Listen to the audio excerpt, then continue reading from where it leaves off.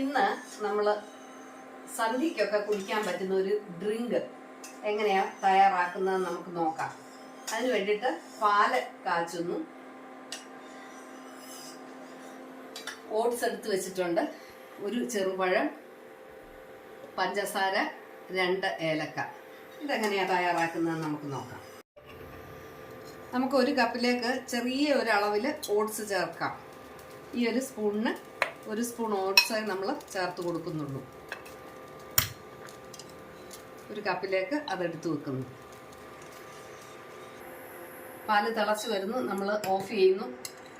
ആ തിളച്ച പാലയിൽ 2 സ്പൂൺ ആ ഓട്സിനകത്തേക്ക് നമ്മൾ ഒഴിച്ചു കൊടുക്കും.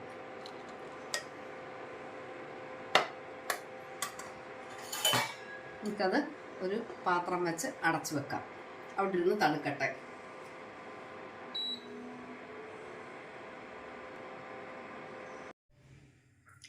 മിക്സിയുടെ ജാറിലേക്ക് ഒരു ഏലക്ക നമ്മൾ അതിൻ്റെ സ്കിന്നൊക്കെ മാറ്റി അതിലേക്ക് ഇടുന്നു.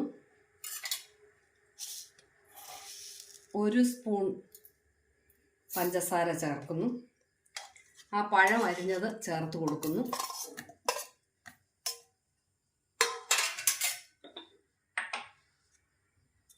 ഉപ്പ് ചേർക്കുന്നു. ഇത് നമുക്ക് നന്നായിട്ടൊന്ന് അരച്ചു വരാം.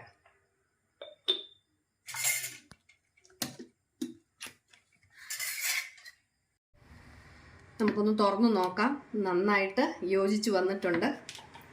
ഇതിനകത്തേക്ക് നമ്മൾ കുതിർത്ത് വെച്ചിരിക്കുന്ന പാലും ഓട്സും കൂടെ ചേർത്ത് കൊടുക്കാം.